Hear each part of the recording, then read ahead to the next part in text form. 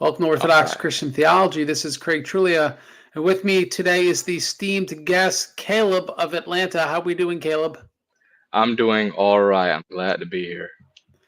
We had some technical problems, but we're here to speak of Dositheus II of Jerusalem. You are a big supporter of him being canonized. Did you have any opportunity to speak to? I think the bishop. Your bishop was in town. Did he speak to him about the canonization of Dositheus? No, I didn't speak to him about this in particular. I mean, I've spoken with my priest, I've spoken with many priests. In general, when I think of things like canonization, every jurisdiction tends to canonize their own saints. Like, I probably wouldn't go to the OCA bishops asking them to canonize some, a 16th century, 17th century bishop because it just wasn't in our jurisdiction. But I would probably reach out to Jerusalem if I had the opportunity, seeing if, first of all, if they even had him on their books already, because it seems like they already have icons of him. And then later on, seeing about canonization. Yeah, I remember one old calendar's Greek from Greece told me that the icon of Dositheus from an apse in a cathedral was like added in 1980, but not after any like synodical decision on the question. Mm. And it does seem to me in recent years there's been an increased interest in Dositheus, and in some part I feel that I in at least the popular Orthodox sphere am part of this because I'd be one of the first people to actually cite the Dositheus confession as a dogmatic authority, but I'm hardly the first because, as you will cover, we have dogmatics professors and saints like St. Justin Popovich and St. Demetrius Staniloy speak in the dogmatic nature of his confession. But let me pose it very plainly to you. I mean, is it that, or what is it to you that makes Dositheus important, that you feel the calling to speak of his saintliness? Well, in terms of bishops or holy men who have affected the church in a positive way, there's not many who impacted the church as much as he did, who defended the church as much as he did. Of course, you have great, amazing saints like Saint Photius the Great or Saint Mark of Ephesus, who alone were standing against the tides of heresy, fighting against our church, and no one fought as strong as they did. And the ones who were fighting on their side, you don't even remember their names. And even thinking about Saint Photius, it took almost 1,000 years for him to get canonized, when he's called a pillar of orthodoxy. He seems to be one of the big three. But we have people like Saint Blessed Dositheus of Jerusalem, who no one can be compared to when it comes to his activity and, again, his dogmatic contributions, that it just seems like the obvious choice that he ought to be canonized, glorified on earth, just as he is being glorified in heaven. Well, let me ask this follow-up question then. What makes Dositheus of Jerusalem a saint as opposed to simply important?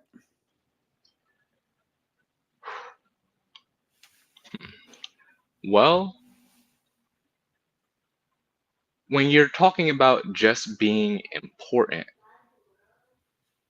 you're not really talking about their glorification, what sort of a holy person they were on their own.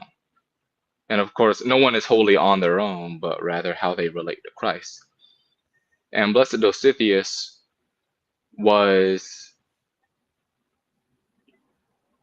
he reflected many of our other saints. He was charitable. He stuck his neck out to defend the little guy. throughout his whole life, you can see that he's going to Wallachia, he's going to Georgia, he's building up the Orthodox who are there. He's not just going there getting money for his own see, bringing it back, rebuilding his destroyed churches or paying off debts, which is something that he did a lot, as many patriarchs of Jerusalem at that time did, but he's also spiritually strengthening them. There was a time where Uniatism was taking off in Hungary, or the Hungarian-controlled areas of Romania and the Balkans. And he went over there in order to face the Uniates head on.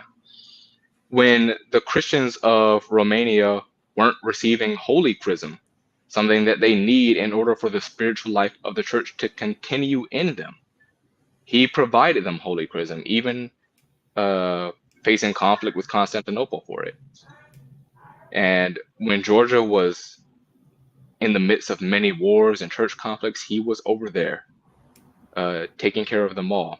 And the poor in his own nation, in Jerusalem, he was giving to the poor there, even though it would have been more efficient to take the money for himself in order to pay off the debts that Jerusalem owed.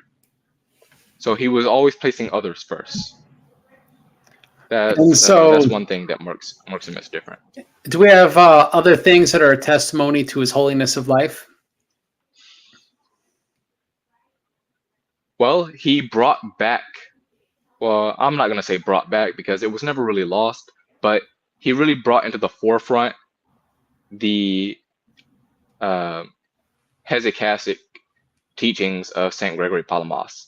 In those days, of course, there wasn't really much access to a printing press, and so there wasn't much access to these ancient texts, which have our dogmas contained therein. And he was a fierce devotee to St. Gregory Palamas and his hesychastic teachings.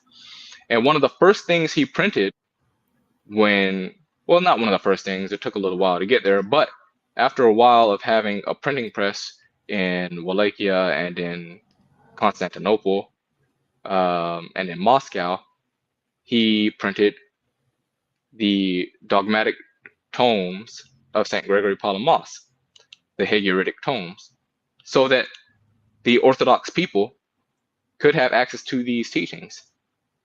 And he himself wrote plenty on them, showing contextually that he himself was practiced hesychasm in his own life.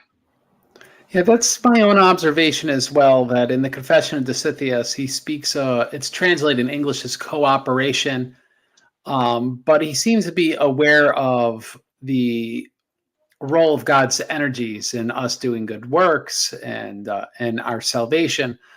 And this, to me, reflects that he was aware of the distinctives, the Palamite distinctives, even if he was using Latin language or Latin language conventions to communicate some of these things. Now, we have a interesting comment from Black Ortho Acolyte, Craig and Caleb, my two favorite Black guys. Now, I can see maybe how you went to the conversation. I don't know. I become a Black. I think that's the first time, but I'll take that as a compliment. Yes. There we go. So, in your observation, if we accept the canonization ultimately of someone like Dositheus, if he is a saint, how does this settle an issue such as neopapism? Well, we have, again, writings from Blessed Dositheus about actually this issue in particular. Constantinople is really pressing for their understanding of a universal right of appeal, where all bishops and even all priests around the world can appeal to Constantinople directly. They could be restored to their rank. They could be restored to the rank even in their own churches. Constantinople can intervene in other jurisdictions as they please. And Blessed Dositheus, as far as I understand, is the earliest person to write against this issue. Of course, Saint Nicodemus the Hagiorite wrote against this a lot himself in the Rudder, Yeah. but Blessed Dositheus appears to be the first one. And it was in book, I believe, 10 of his principal work, the History of the Patriarchs of Jerusalem, otherwise known as the Dodecabiblius, where he has one chapter talking about Constantinople's purported right of appeal, and he's talking about these exact canons, Canons 9, Canon 17, and Canon 28 of Chalcedon, which Constantinople cites for their new idea. Some people call them neo-papism. It could probably be called that. I'm not going to speak too much on trying to call it a heresy or anything, because it's not a settled issue, but it was covered before. And if we focused on these saints who talk about the canons, because there are plenty of canonist saints. We have Saint Macarius the Great, Saint Nicodemus the Hagiorite, and if we had, again, Blessed Dositheus of Jerusalem, it gives more weight to what makes Constantinople wrong on this issue. It adds someone else as a early witness against the idea. And we do know in St. Nicodemus' time, Dositheus was very important. He's cited repeatedly as an authority when he's making points in the Rudder. So it's interesting. Recently, I gave a lecture at a diocesan conference in Texas. And to make a long story short, I cite Dositheus as among saints and scholars of the church, and it's usually we don't speak to someone in 1600s as a scholar, but he's right in the cusp of modernity, right? No printing press, then there's a printing press, right, in his lifetime for the Orthodox, and he was the main one pushing for it. And he was the main one, and he was the main intellectual force of Orthodoxy in his lifetime. There's no equal to him in his lifetime. So the fact that he weighs in where he does on that question is interesting, because he knew what he was talking about, and he knew what was at stake, particularly with his dealings with the papist. Now, I'm going to give a list of things that Dositheus preserves for us as positive teachings. And I'd like to know your comments or what you'd like to add to this list. So some interesting things that Dositheus takes for granted, but to some people are cringe because they just haven't read enough. He speaks of the authority of the acts of the ecumenical councils and not just the decrees. He mentions this in book 10 of the Histories of the Patriarch of Jerusalem in his comments on the ecumenical patriarch.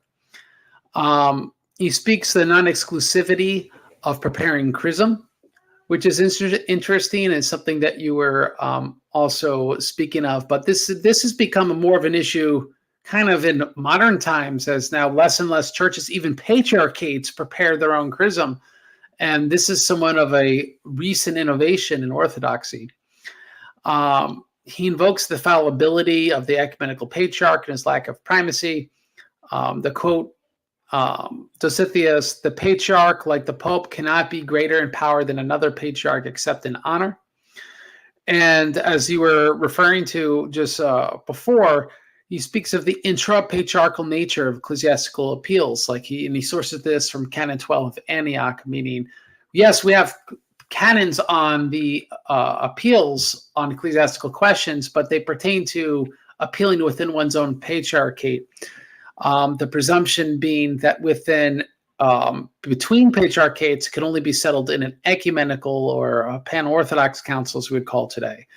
That all the churches that have to decide the question, not simply there's an order of patriarchates that could decide things for lower patriarchates, because all the patriarchates are essentially equal in his view. So I find this interesting because a lot of these things are debates today, but these have been, in my mind, settled questions for many centuries. I'm wondering if there's anything else that you found that Dositheus taught that was particularly important, that maybe is also worth bringing up. Well, you are right that he talks about all of those things. One thing that is interesting to me that Blessed Dositheus would be a great help on is the understanding of purgation of sins after death.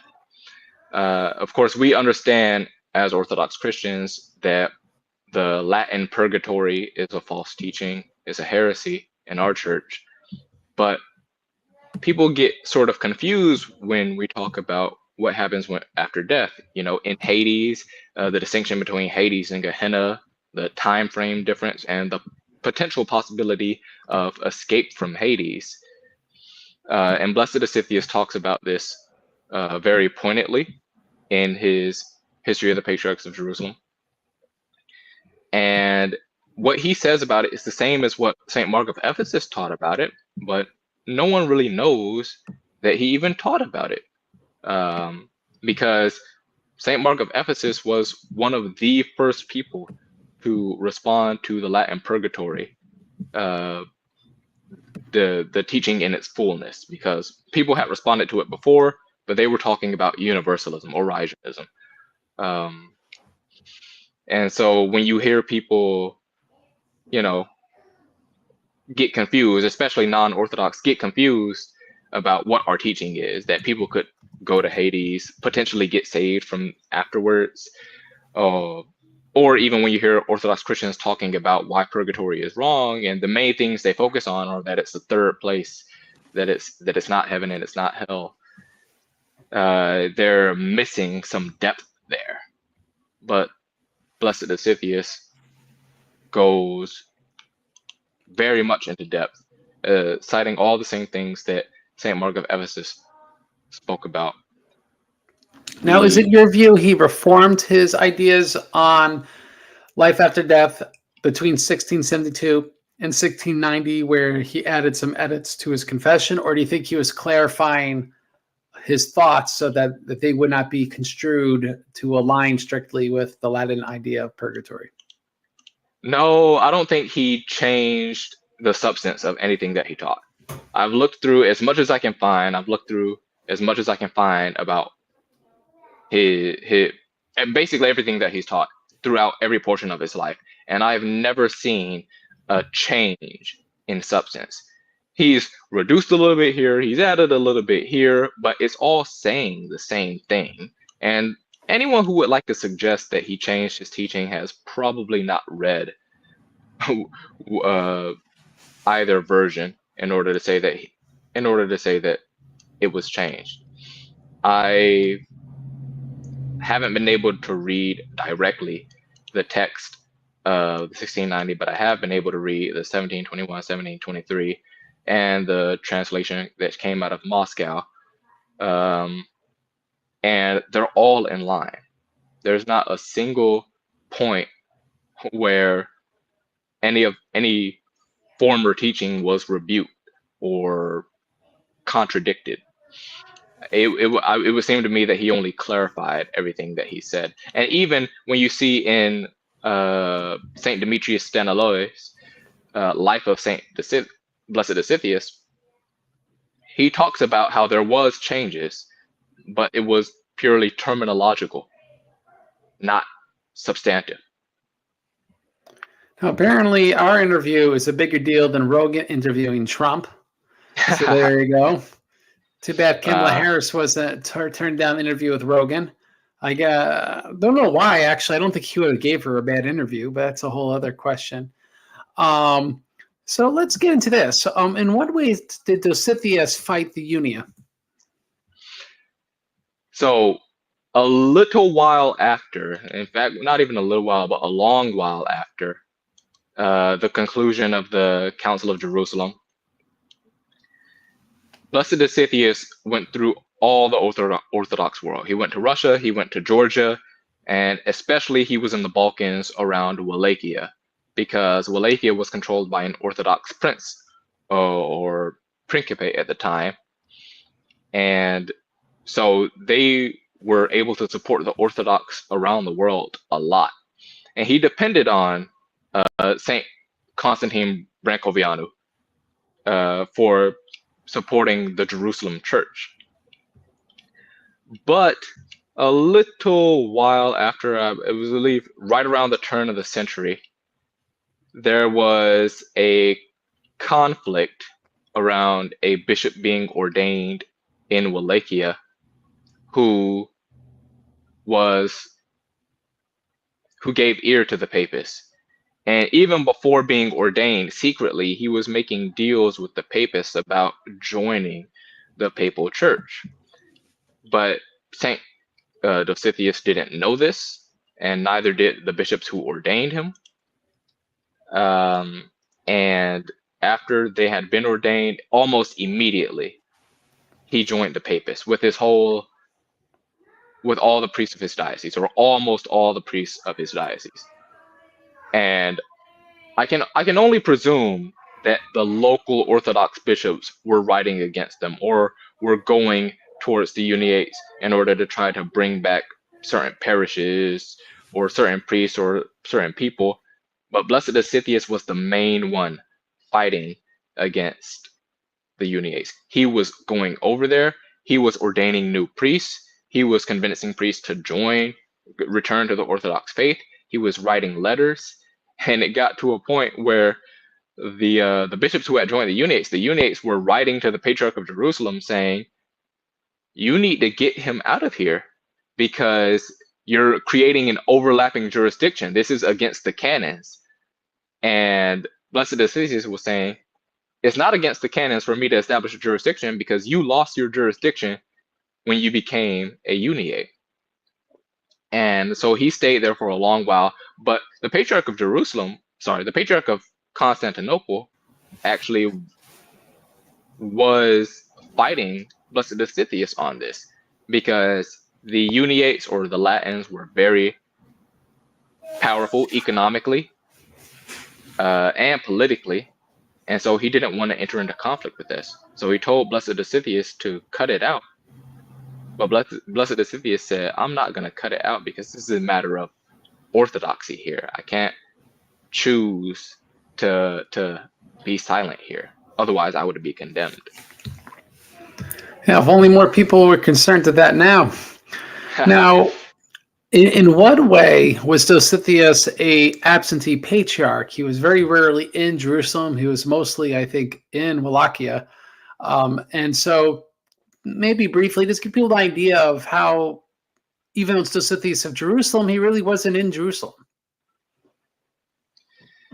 Yeah, he was like a lot of he was unfortunately like a lot of patriarchs at that time who couldn't be in Jerusalem simply because it wouldn't benefit Jerusalem for him to be there. He, of course, had his many bishops in his own land.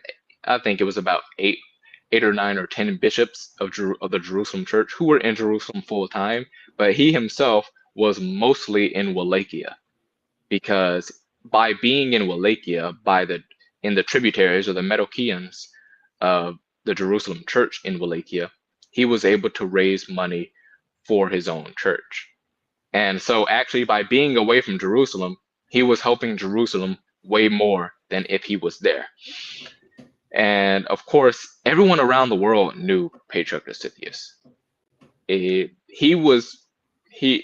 if you were in Moscow, at that time, and you wanted to know a little bit more about the other patriarchs, eventually you were going to know, because Patriarch Dositheus was going to come to you. Even if you were in Georgia and they had very little connection or communication with the rest of the Orthodox world, Patriarch Dositheus was going to be there.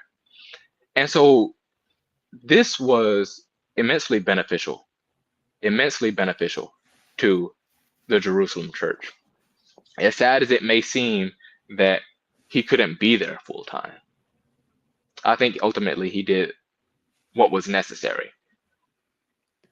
Now, what did Dositheus mean? He says in passing at one point that the dignity of a patriarch is not from the beginning.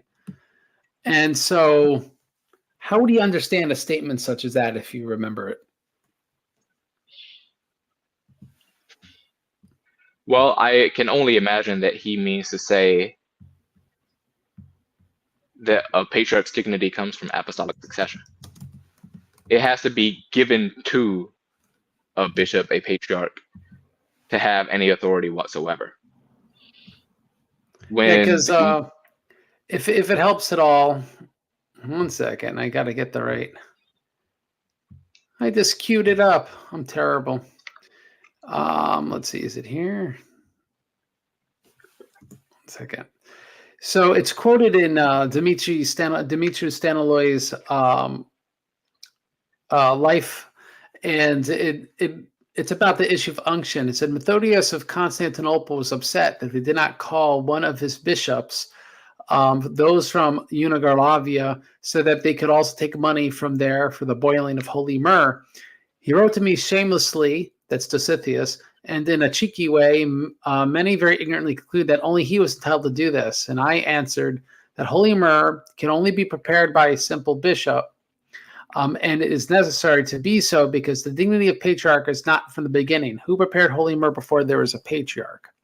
Of course. And so it sounds to me, the context of the passage is that holy myrrh is a sacrament that by right belongs to every bishop. And, when this has been, let's say, for reasons of church organization, centralized for a jurisdiction's patriarch or whatever else, or a metropolitan, some other jurisdictions, that's just a voluntary arrangement. It's not a necessary one. Yes, absolutely. You're completely correct. In the beginning, as is discussed by Blessed Dositheus, or lightly touched on rather, all bishops prepared the myrrh for their diocese.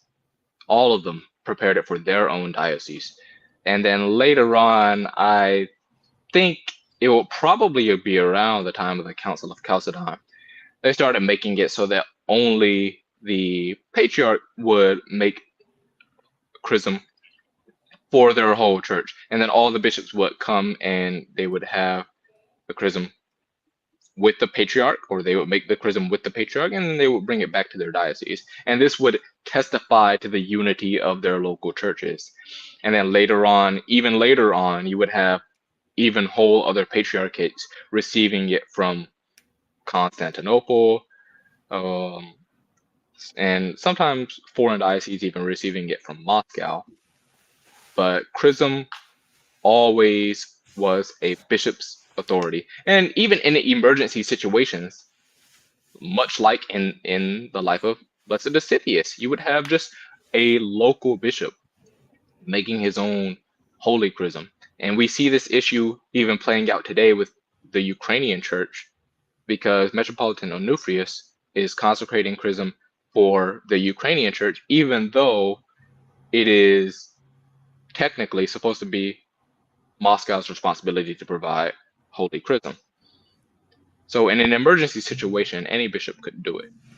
And then today, the OCA does it, for example. So that you don't even have to have the word patriarch to do it. Metropolitan Tikhon does it for the OCA. Yes, that's very true. And there was once a time where Antioch received holy chrism from Moscow. Don't they receive chrism now from Constantinople? Yes, they do. And in fact, I believe since the 12th century, Antioch received holy chrism from Constantinople. But there was a time when the Patriarch of Antioch was Greek. And then they started electing Arab men to become Patriarchs of Antioch. And during that time, Constantinople had actually broke communion with Antioch. And so Antioch was in need of holy chrism. They received it from Moscow. Then, of course, later on, they went back to Constantinople. Now, according to St. Demetrius Staniloy, 71 bishops signed unto the confession of Dositheus. There's other numbers thrown around, like in the 60s. But that being said, with that count of bishops, does this make the confession dogmatically official in your mind?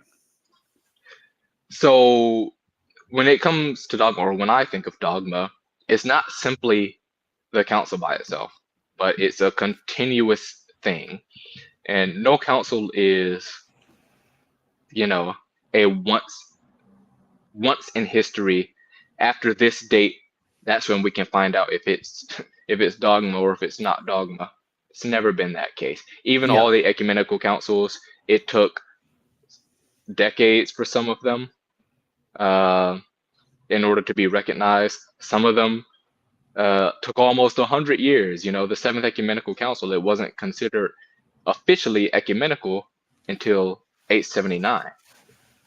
So once the council concludes, it doesn't have to meet a certain head count at the conclusion of the council in order for it to be dogmatic. We know that there were only 8 bishops that signed onto the council at the time that it occurred, but the confession was assented to by multiple patriarchates repeatedly, and is affirmed throughout the whole Orthodox world, and its teachings are maintained in these patriarchates even today.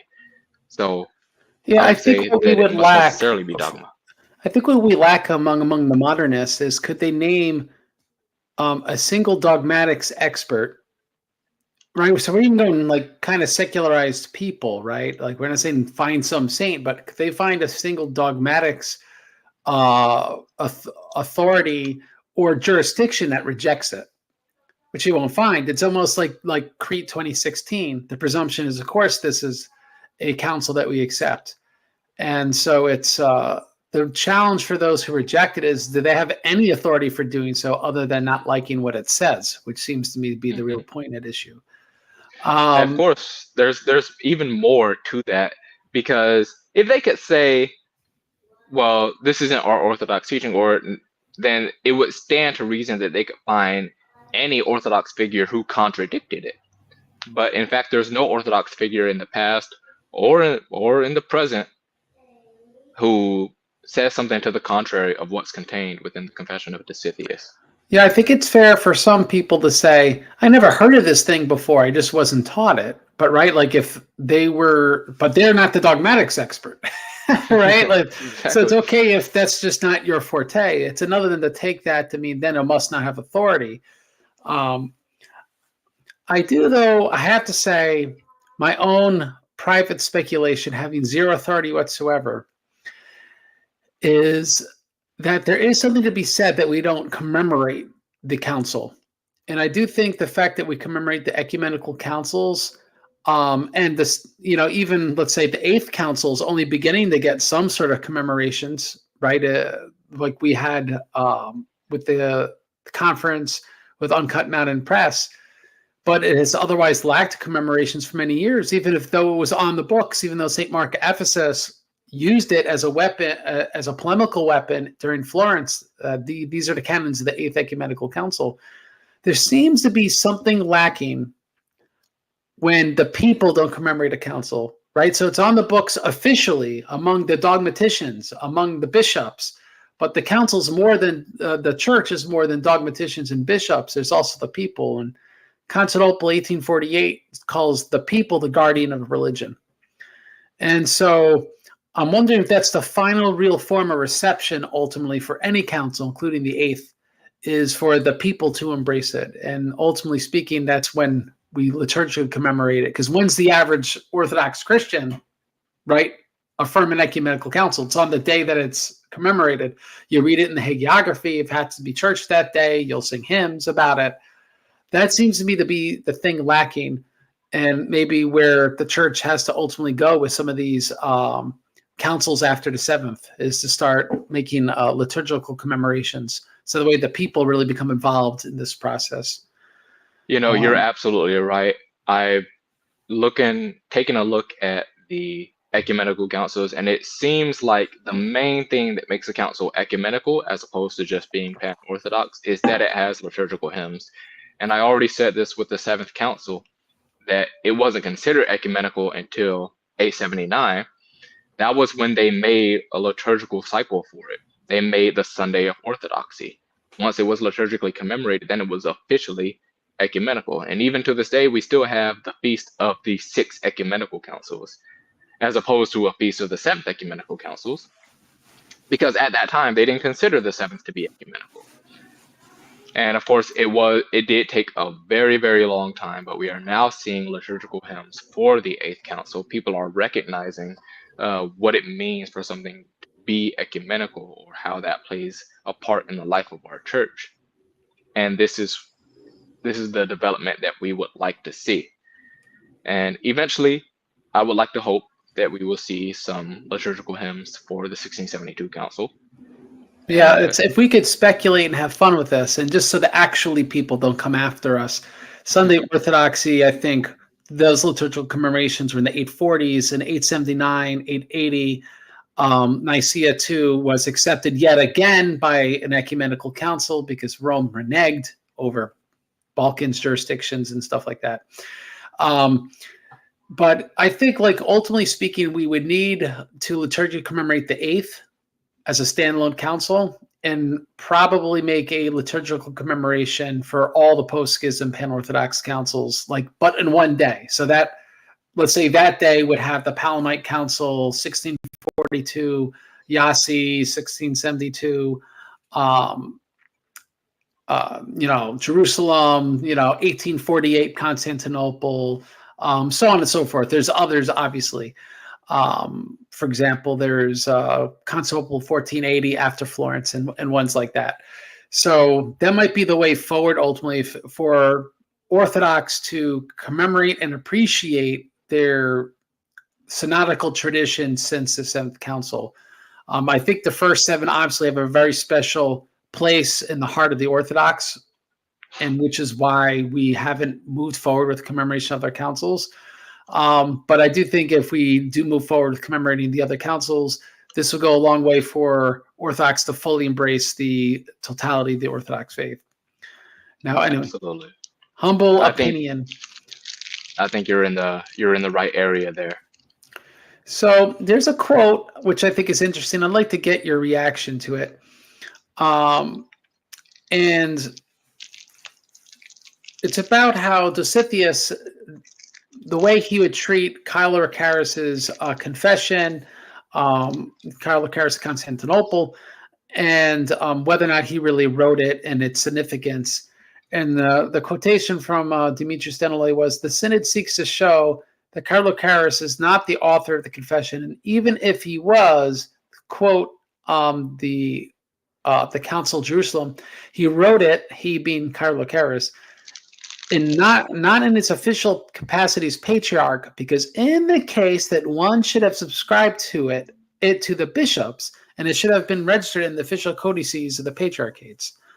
So, right, the statement there is that a statement from a bishop really isn't official without the consent of his synod. And I was wondering how you feel the significance of such a statement would be. I think something like that is pretty obvious, and I think anyone would affirm it, or anyone just following the things going on in their church would say. And you even have Orthodox engaging in polemics with Roman Catholics, and a Roman Catholic will say, "Look, your patriarch did that," or "Look, your bishop did this," and we would say, the first thing we say is, we're not papists. We don't believe that there's a super bishop who speaks for all Orthodox. And you have this playing out even here. A bishop could write something and it be full of heresies, but if it's not in the church's codices, or the synod does not approve of it, then it's not a teaching of that synod, and it most certainly isn't a teaching of the Orthodox faith.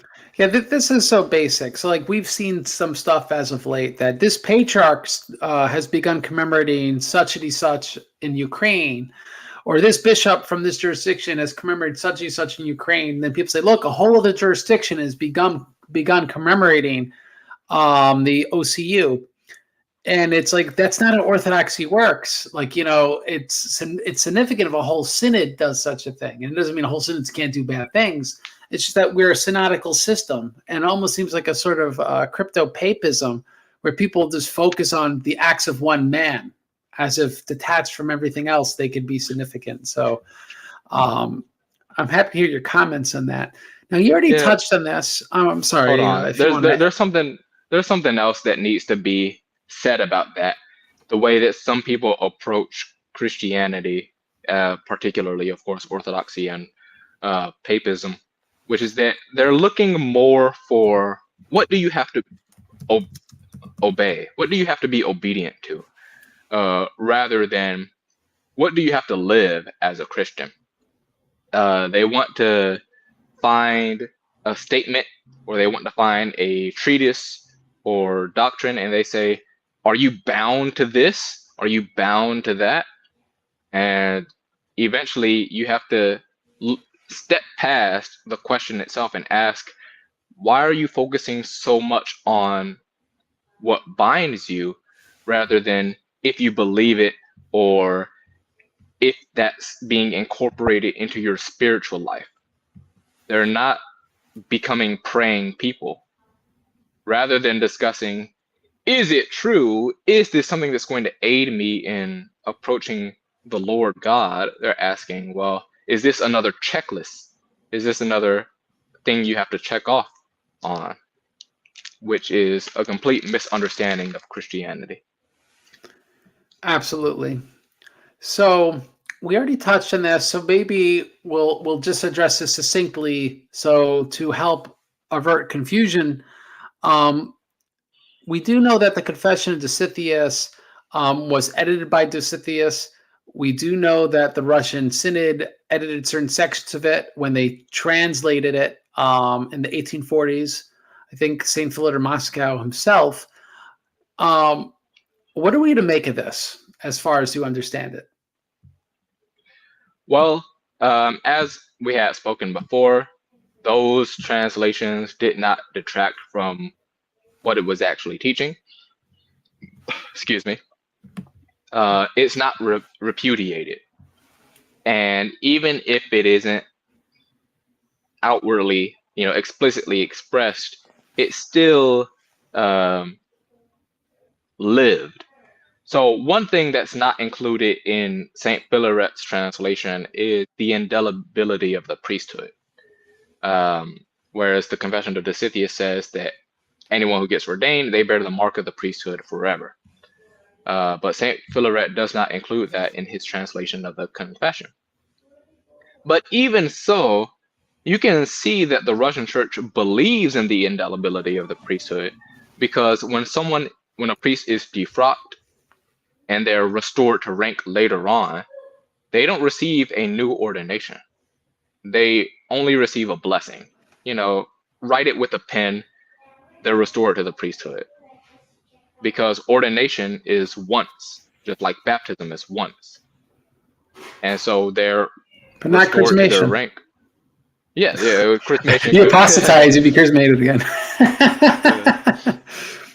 So that teaching is still lives on in the Russian Church. Even if it wasn't in the Confession, you could see that the Russian Church believes it. And so other parts of the Confession, which are not explicitly written down, or maybe they're subtracted, they're minimized to a certain extent, or rewritten, there's no contradiction. They're saying it seems to be the edits are to address confusion or to avert confusion, right? So like when Dositheus expanded upon things to clarify he wasn't speaking about purgatory, that's to avert, that's to clarify matters. When St. Philaret removed certain items or glossed over them in a certain way, it's to avert confusion with some of his own teachings. I think particularly, if I remember right, he removes the entire section on the biblical canon. Now, again, as you point out, this doesn't enter a contradiction because it's just gone. He just doesn't have the canon that is given by Dositheus. But the canon in the longer Catechism of St. Philaret is a 66-book canon. And so it probably was to prevent there being a explicit contradiction between Dositheus' confession and his own longer catechism. And I think for anyone here that wants to appreciate the significance of this, they should read the footnote to Canon 85 of the Apostolic Canons in St. Nicodemus the Rudder, because you'll see how much explanation you have to get into all the varying canons that are canonical in the Orthodox Church, and why maybe it's just less work if you're St. Philaret. It's like, I'm just going to leave this part out. Because there's a big thing is also just understanding who is reading these things. It's supposed to be normal lay people, and you're not expecting that the average person is going to be well informed about Latin teachings. They might know only the Spark Notes version. And so someone might read something from the confession and say, wait, is this purgatory? Because they didn't understand what the Latins taught, and they also don't understand what the Orthodox teach. And so they're seeing this and they're thinking that it's the same thing. And we have this even to this day, where people are saying that it's purgatory because they don't understand what the Orthodox teach or what the Latins teach. And to be fair, so in he's trying to recent simplify decades, it. the Roman Catholics really don't understand what purgatory was for most of their history, because they've removed things, thankfully, removed things, some layers from their doctrine of purgatory. So true. So just trying to keep it simple for simple people. That was kind of the intent. Saint Blessed Dositheus, I believe his original confession was meant to just be hard and fast dogma. This is it. And then later editions were meant to be the reader's edition of the confession. Now, in what ways did he reject Roman Catholic doctrines, particularly papalism and the filioque? He writes a lot in his History of the Patriarchs of Jerusalem, aka the Dodecabiblius. If you give me a second to pull it up, because absolutely, go right ahead. Yeah, he goes to just point by point, talking about this is wrong and this is why, this is wrong and this is why, this is wrong and this is why.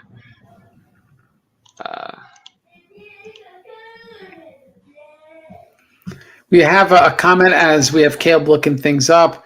God bless you both. Traditional Roman Catholic for 5 years, now coming to Holy Orthodoxy next month. May God bless you, John.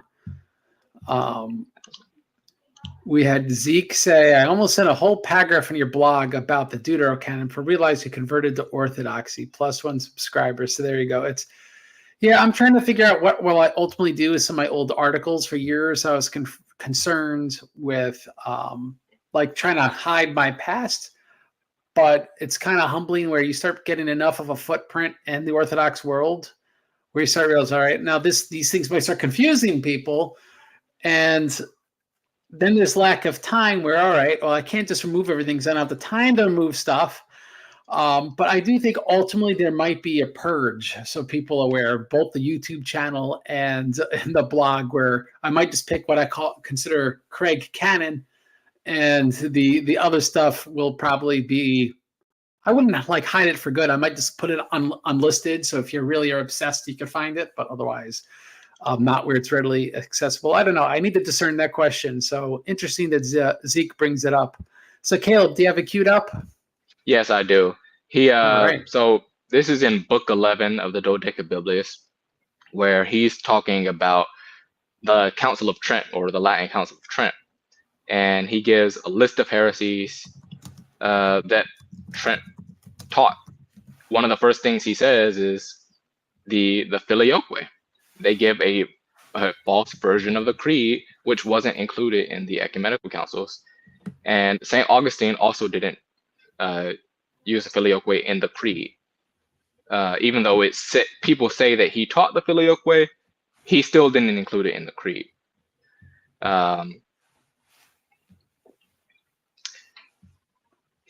The Roman Catholics accept people by chrism instead of by baptism, which is contradicted by Canon 7 of the Second Ecumenical Council. The Papists don't baptize with 3 immersions and immersions anymore.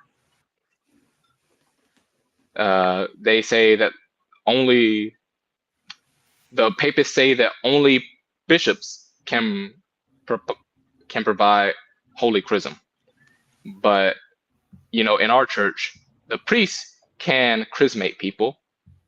Of course, only the bishop consecrates it, but the priest can do it as well. The Roman Catholics disagree with this.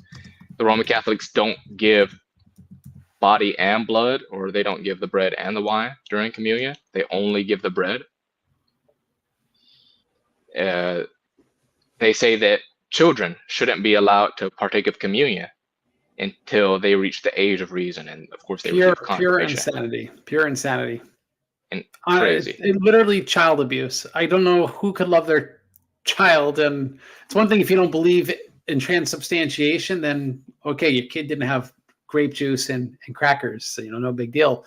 I don't let my kid have carbs all the time, but to not give your child flesh and blood of Christ because some arbitrary number is total insanity. Total insanity.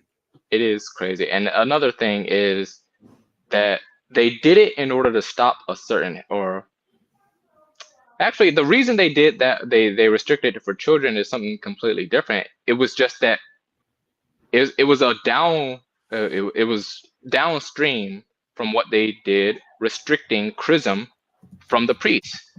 Of course, we allow priests to chrismate people, so this allows that every parish can receive chrism at any time, but they only allowed it for bishops, and this was a problem even during the time of Saint Photius the Great in the territories of Bulgaria. And nowadays, with bishops being so far away from all the faithful, they can only come to chrismate the faithful after about 6 months, or there's such a delay that they couldn't be there for every child. So they created this age of reason thing in order to confirm them. And the effects of it is that a lot of Roman Catholics simply don't believe that it's the body and blood of Christ. And so when they're not communing or they're communing haphazardly, this is the result of it. This is the result. Now, something I want to bring up, which is important, is how do we contextualize a dogmatic authority like the Confession of Dositheus vis-a-vis our other dogmatic authorities, particularly the real jewels, the Orthodox faith, those being the first 7 councils. What I have immediately in mind is in St. Justin Popovich's Dogmatics. And I'll just read a quote from it where St. Justin writes, "Dogmas in the church have always been dogmas, both before and during and after councils," like you brought up, right? It's not like a council makes some sort of new dogma, right? A council just, of course, just expounds what the church has already believed. So St. Justin continues, "Of the statements of faith of a later period, which are not approved and approved by the ecumenical councils, and therefore are significant only insofar as they are consistent with the one holy Catholic and apostolic teaching, the ecumenical Church of Christ, expressed in the symbols and creeds of the ancient church, are the Confession of Jerusalem of the Jerusalem Patriarch Dositheus, approved in 1672 by the Jerusalem Council, and in 1723 sent to the Holy Synod of the Russian Orthodox Church on behalf of all Orthodox patriarchs, as an example of an accurate statement of faith accepted by the Russian Holy Synod, and the Orthodox Confession by Peter Mogila, Metropolitan of Kiev, examined and corrected at the councils in Kiev in 1640 and Yasi in 1643, and then approved by all Orthodox patriarchs and published under the title Orthodox Confession of the Eastern Catholic and Apostolic Church." So let me put in my own words how I understand this statement, because I think it's pretty obvious, but I could be obviously wrong too, which would be that these statements are true, but we would interpret the councils, these later councils like Yasi, like Jerusalem, consistently with the consensus teachings of the first 7 councils. Like, so we would see them in light of what those councils taught, not in any way abrogating what those councils taught. And so not in any way, lack of a better term. Yeah, I guess that'd be it. So, right, we start with what's earliest and we see these clarifications as consistent. And if there were to be some issue that's inconsistent, we should try to work with what's earlier and more broadly accepted instead of maybe a narrow reading of something from the Council of Jerusalem or of Yasi. So could you clarify for the audience maybe your understanding how it aligns or doesn't with St. Justin Popovich, how you think is a useful way in light of it to approach something like the Confession of Dositheus? Because I do find it very readable. It's something anyone could sit down and read. Thank God for the internet. You know, I look at the statement of St. Justin Popovich saying only insofar, and I think that he's keeping in mind that the Confession of Peter Mogila was changed at one point. It was corrected, and he mentions that. But he later on goes on to say that this was approved by all patriarchs, sent to Moscow, approved there as well. Yeah, after He does the it was same thing for corrected. yeah. So there's a portion in he does. purgatory they fixed up. It does seem to indicate that he believes that what these things teach after the correction, after the reception. And what I think you're right in saying that we take the broader opinion, the more long-lasting belief, because when you have things that appear to contradict, the first thing you should be trying to do is seeing absolutely where it doesn't contradict. Is there a way for it to not contradict? And must it necessarily? If I can interject, we need a harmonization hermeneutic when we look at sacred tradition, right? That's what St. Justin Popovich is talking about. That we don't look at anything in isolation. We look at how it fits into this harmonized whole, particularly those seven councils. Of course, everything agrees with one another. And you shouldn't assume that any synod, especially one so widely received, that any synodical tome or any church father contradicts unless they explicitly tell you, I contradict such and such because of these reasons. And even then, sometimes those fathers say they contradict, and they don't even really contradict at the end of the day. But that's something we should be looking for. What is the way that we could harmonize this as much as possible? And of course, it's very easy to do that with the Confession of Dositheus because there isn't even any perception of contradiction. Now, my final question on this topic before we do some audience questions and some side questions would be, do you feel that if Dositheus erred, he erred to the side of like Latinizing language? So meaning it's not that he's trying to construe or had construed false ideas. It's the language that he uses and the lend himself to maybe false conceptions, and that maybe creates some confusion. Honestly, I don't think that at all. I don't think there was any hint of saying that he erred in that manner. I think, honestly, that his use of Latin language was more poignant because oftentimes you'll have this issue where people are using the more Greek, the more mystical language, and it creates vagueness, not exactly communicating directly that this is what we believe or what we believe in particular. But Blessed Dositheus cuts straight through and says, well, this is it. And when it comes to people thinking that there's, contradictions or confusion over, particular teachings, I think that could be attributed to not reading too deeply into what he says. Because, they'll ask some extremely obvious question, is it talking about, is such and such talking about purgatory? And the very basics of what he taught has nothing to do with purgatory, and all you would have to do is read it to see. But of course, he does expand upon these things in other works that you could see as context.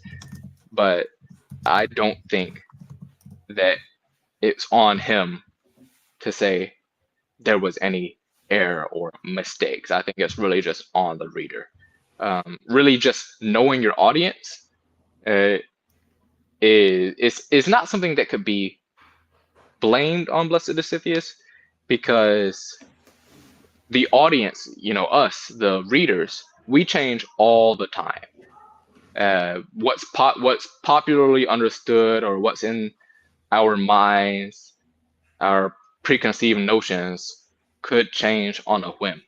And it's really just on us to have the devotion to really study what he said and the other holy fathers and what he's refuting in order to have a full grasp. So he needs to be part of that harmonization. And so then we include his idiom and everything into this. We don't exclude it or take remove it from, let's say, the tradition. Yes, of course. Now, do you personally, like on a personal level, just like the way he communicates? You find it easier to understand the conventions he uses and everything? Yes, I do. I mean, I'll say one of the first things when I first read the confession a long time ago, one of the things I quickly noticed is that he doesn't use the word Orthodox. He doesn't use the phrase Orthodox Church at all. He uses the phrase Catholic Church.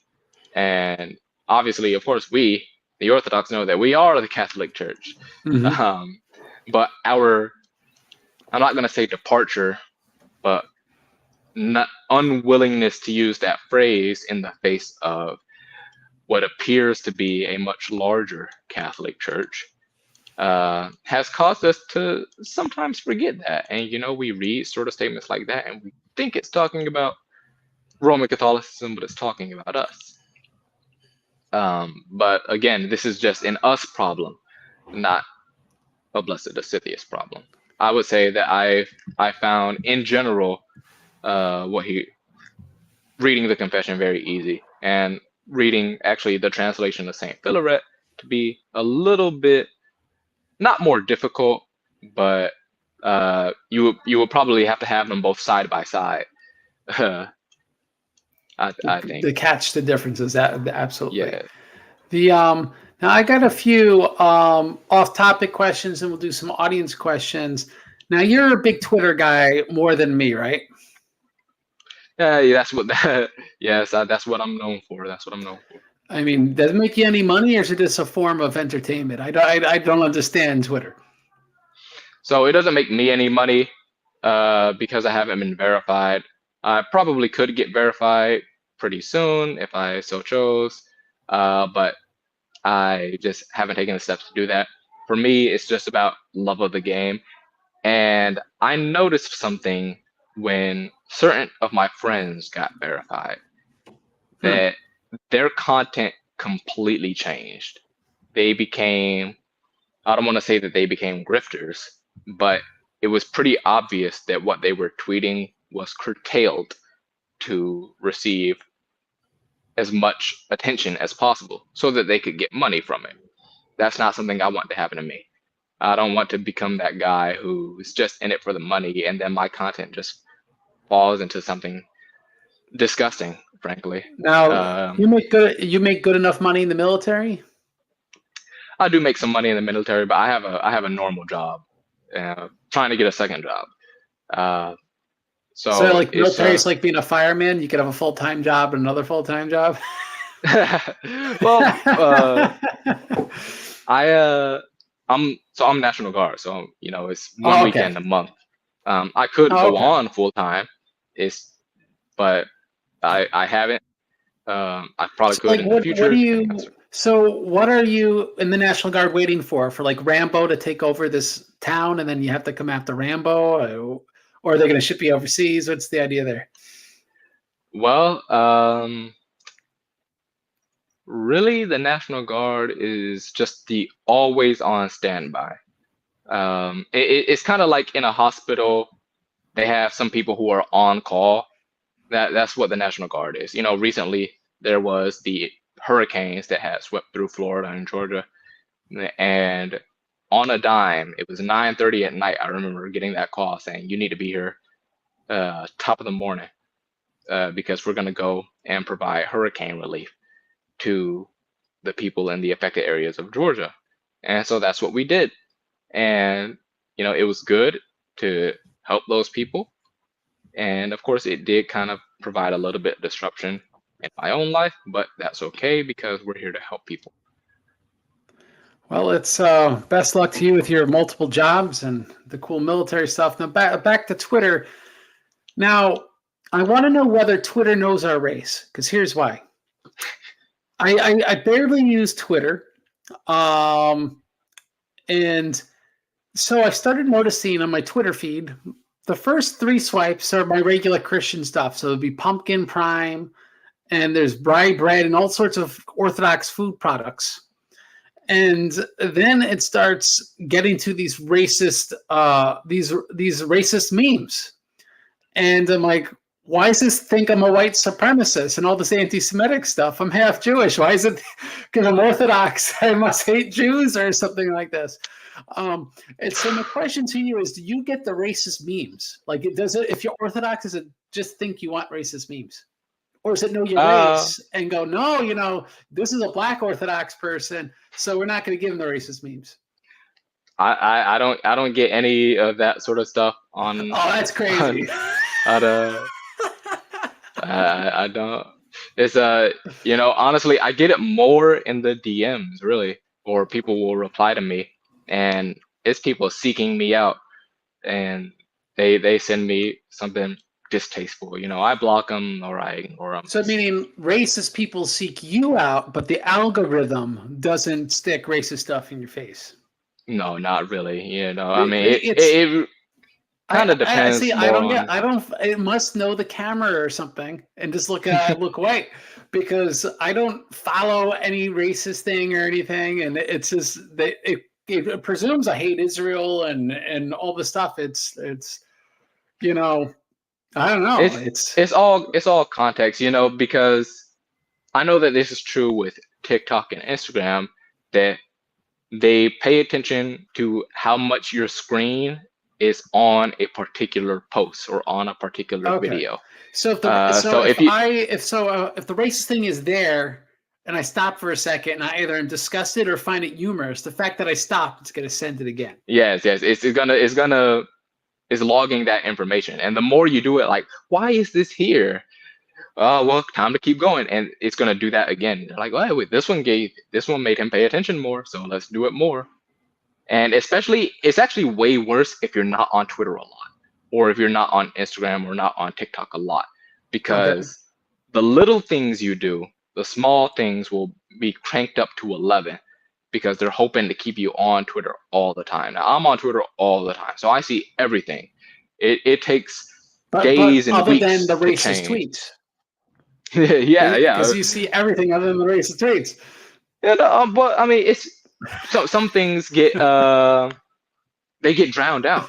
It takes days and weeks for me to change my For You page on Twitter, because I have to like and bookmark 100 tweets before the algorithm starts saying, hey, he might want more of that. And that's kind of how it started to get with this election. And so other stuff, if I do see something like what you saw, I'm just scrolling past it because I'm used to it. But I've already been there, done that. So it's nothing. I don't know. I ascribe to that. Twitter is stereotyping me.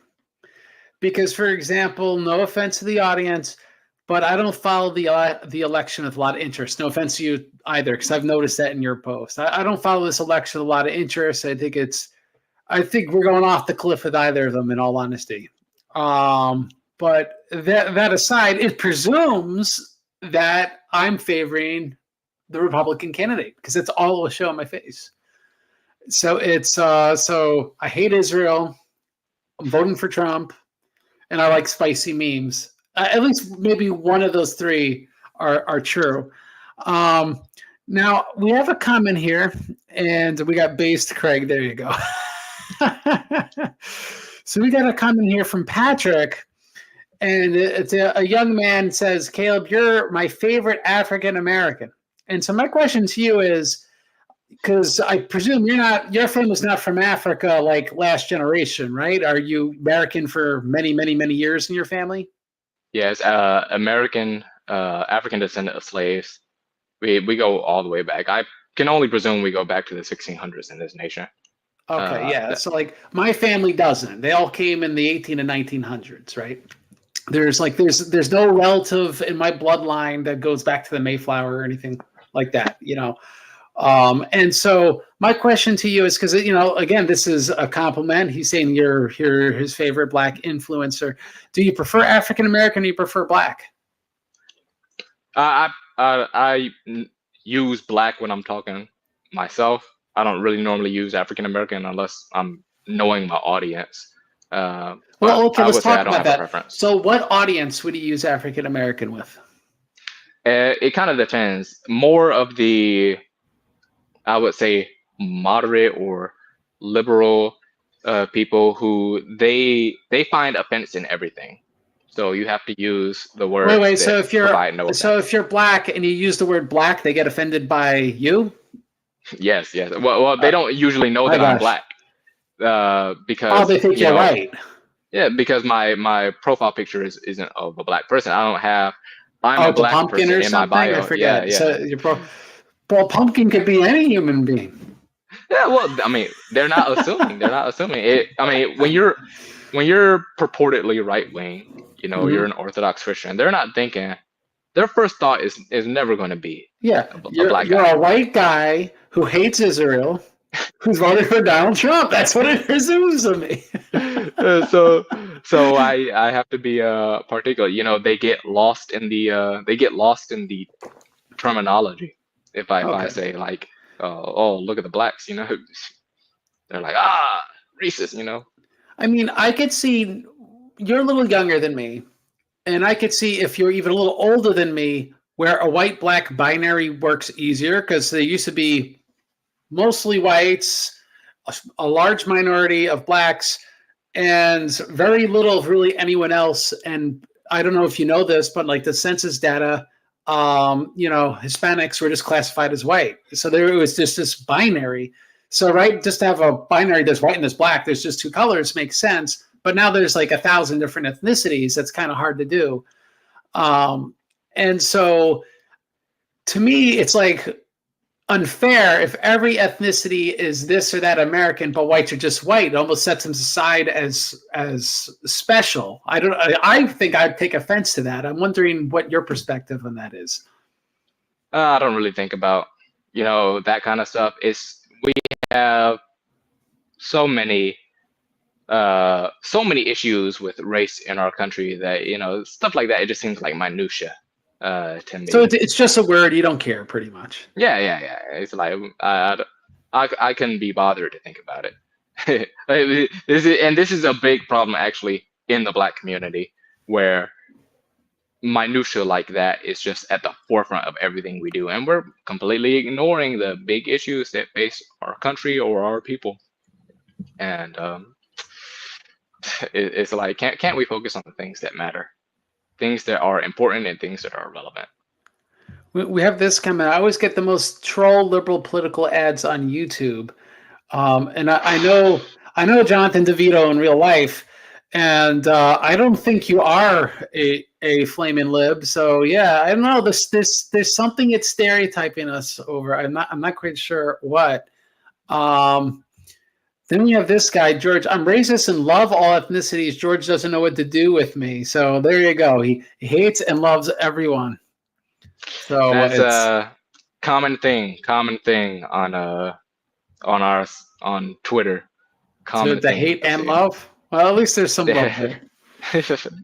Now, I've noticed a running joke of yours is that the to depend on the ethnicity of the woman that's looking for this or that man, you'll say, "Well, I'm spiritually Serbian, or I'm spiritually Greek, or whatever." Right? They'll go on a date with me. No, I'm guessing this is just a running joke, not that you're actually literally hitting on all these people. So my question is this: are you personally like as a young man? Are you married or anything like that, or no? No, I'm not married. No. Are you discerning monasticism at all, or you know that Oh, ultimately no, you no, want to no, be no. married? I want to be married. You want to be married. So you want to be spiritually Serbian, Greek, Nubian, don't matter. Is It's going to be some woman as long as she's Orthodox. that sort of thing. It is a running joke, and honestly, it actually came from other people because I would get into arguments with people on Twitter, and people would say something like, "Oh, you're black," and then someone else would come in and be like, "Well, actually, he's more Serbian than you are," or I would be at an ethnic church, and I would be at Mhm. these for quite a long time, and then you would have the people or the priests themselves saying, um, you're Romanian as well, or you're Serbian as well," and I'm like, "I'm Serbian," so. it's just more of that, and this thing happens a lot, I feel, with young men in Orthodoxy who are converting to these ethnic churches. Now, you're down south, so how far is your church from you? About 30 minutes. Oh, that's not terrible. And I'm guessing because it's down south, it's not really all that ethnic, right? It's just converts from the area, right? Oh, no. That's you couldn't be more wrong. Oh no, so it's very ethnic. There are some, non-ethnic churches. It's mostly all the OCA ones. There's one ROCOR one and an Antiochian one, but it is mostly, I feel like it's mostly ethnic churches down here. And the church you go to is ethnic then. Yes. The church I go to is ethnic. Are you learning the native language to romance the women that are your age? No. I mean, first of all, there's no women my age at these churches. All right, so you'll have to convert a woman into the faith then. Yes. That always seemed like it was going to be the goal. There's a demographic problem. I think everyone knows about it in Orthodoxy in America nowadays. Yes, just young men converting and no girls. But that's Christianity though. Younger women are less likely to be Christian than young men. That's what it seems. I've seen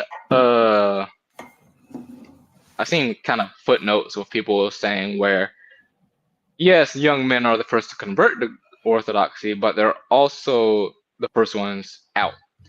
Young women are more likely to retain the faith. Here's why, because like a lot of men will convert because I saw this awesome video online that's super base and everything else is wrong, and then they get convinced otherwise. This other thing's base, and everything else is wrong. Well, the woman will convert like, I like the icons. Right? Yeah, it's still not like the icons. That's kind of like a microcosm of, kind of a microcosm of what it is. When you look at like the Soviet Union, when they were engaging in this nationwide persecution of Orthodoxy, it was always you always see the story of the babushkas who are maintaining the faith at home, and they're teaching it, they're raising their young ones to be Christian secretly, and you don't really see that with men unless they're already monks. They're kind of caught up into what society is doing. Even if they are being counterculture, they're not being counterculture in the becoming Orthodox sort of way. So I think it's just men and women are different. And so this is to be expected. When you have young men converting to Orthodoxy in America, don't expect that young women are going to be doing it on their own accord. You're probably going to end up flirting to convert in any case. Well, hopefully all those comments came through because I started breaking up. But we have these comments. All the religious chicks are dancing to the Lord. It's a non-denom conjure out there. That's, again, well, religious chicks, because there's not a lot of them. And then we have, I will always tell people who are interested in Orthodoxy, do not convert out of spite, which is true. We have to become Orthodox. We want to be Orthodox. Because we love Jesus. Now, let me ask this. It's probably the most controversial part of your, lack of a better term, online ministry, I suppose, because you don't make money doing it and you're not interested in making money. Like I said, it's more love of the game that you do it. Love of the game. Now, you're pretty much called a Latinizer, and the idea is that you have a particular pro-Western right, pro-Western orientation and orthodoxy. And I actually don't want to unpack that, but this would be kind of the direction we go in this question, which would be certain like Western saints like Charlemagne, which aren't in our Synaxaria. Sorry. And so the best of us. Yeah. So my question for you would be like, what do you think is the responsible way to kind of deal with the Western tradition in light of that, right? We need to accept what is Orthodox within the consensus of what we have in sacred tradition. Well, it's a multifaceted sort of thing. And as the church, even before it was the Western Rite, even before people like me were coming into the church, our later saints were already engaging in this activity. They were adding Western saints to the calendar. They were looking at who was venerated in that time. And they're just looking at the holiness of their lives. I think that something we need to pay attention to a lot is what is our current Orthodox teaching, and did those saints at that time teach that? Because we shouldn't have any controversy where we're importing someone who was against the faith or who fought against the faith. And we're just canonizing them just because they were Western and just because someone else canonized them. And it's important. Another thing that's important is understanding that interestingly, when I was at the diocesan conference, the bishop was expressing skepticism that people find some random website that just takes Western saints and copies and pastes them. Pretty much, it says the Orthodoxy. That's not how we do things.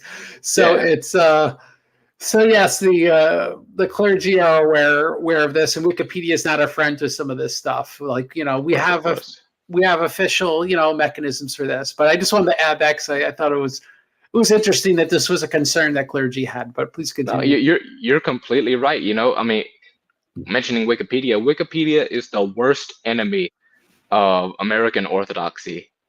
I think right now, you're always going to have problems coming with things like Wikipedia because anyone can just put whatever nonsense they want on, and it sounds authoritative. But I think something that's important to recognize about us is that the Western saints, or the Westerners, they taught Orthodoxy. And if someone is teaching something that's not Orthodoxy, then you can rest assured in realizing that they're probably not an Orthodox saint. But we need to read what they wrote, understand what they wrote, and have it harmonize with our teaching. And if it's absolutely inconsolable, they can't meet eye to eye, then we can just put it on the back burner and focus on the ones that do meet eye to eye. And there's so many saints that we can learn from in the West and see that they hold our teaching. And another thing is that it's a benefit to our faith to understand that they taught Orthodoxy because it shows our faith is universal. If what we believe right now was always taught in the West, then we're not just the eastern half of the church that had a great divorce in 1054. No, we are the Orthodox Catholic Church, and these are our Orthodox Catholic saints who other groups are falsely claiming. So I think engagement with the Western fathers is extremely important in the long term for us. That's actually. I'm sorry, I was interrupting. And just being aware of who they are, having more saints that we can look up to, whose stories we can learn from, is a great boon to our church. It's see, that's why I was interrupting there because I forgot my thought. So if it comes back, I'll let you know. So. So we'll do some audience questions and comments. We have this one. I've just heard constantly that a Protestant response that was too overly papist in itself in language, meaning that Protestants are accusing the Confession of Dositheus of being too papist. What's your comment on that? Well, when you have the Protestant Reformation at that time, they were mostly fighting against the papists. They weren't directly fighting against the Orthodox, except in a few places, the Calvinists in Hungary especially. But their polemics were mostly against papism. But in so doing that, they were also accidentally fighting against Orthodox teaching in many places. So of course we had to respond to what the Protestants were saying. especially because in the political circumstances at that time sort of demanded it, because they were using us, the Protestants and the Papists were using us as confirmations of their teaching, and we had to say something like, you're both wrong. This isn't, you do not teach what we teach. You have certain aspects of the truth, and we're going to show you what the truth is, but that's not, but you're not going to use us as props for your religion. And so it can sound papist because we're just responding to Protestant objections, but it all contains the true faith. If we say that it's papist in its language, what exactly are we casting aside? I mean, if we rewrote the entire confession and we just used, the mystical sort of Greek monastic language that's in use these days, would it seem better? Would it come off better? Would you be more willing to receive it? And if so, then why? That's something people need to think about. Is, again, I think the disposition of our hearts is the problem here. Now, I just remembered my comment I was going to make when we're speaking about the Western Saints. That that's actually my next documentary project when the Icon one is done, where it's just going to be the saints of the English Isles. So that's the British Isles. So that's something that will be in the works. I'm not going to give people like a deadline when it'll be done, but that is where we're going after the Icon one. So people can look forward to that. It might not be my channel, but that'll be the script I'll be writing. So there you go. We got this from Adrian, that he says Saint Alexis Komiakov and Abbe Gayet, or Gautier, amongst others, point out we should call them Romanists and that they have no right to be called Catholic. We should make an effort to call them Romanist. And I will only call them at most Roman Catholic, just because it's an old terminology, even from the 8th century, but it's a good point nonetheless. And on that note, because he makes mention that Alexis Komiakov is listed in the St. Herman of Alaska calendar, which I find interesting, because he's certainly not a saint in the Russian Orthodox tradition. And I think St. Herman Alaska calendar is OCA, I think. It's not the St. Tikhon's calendar, evidently. But people should be aware that what's in a calendar might not even be synodically accepted by the jurisdiction printing the calendar. And here's why.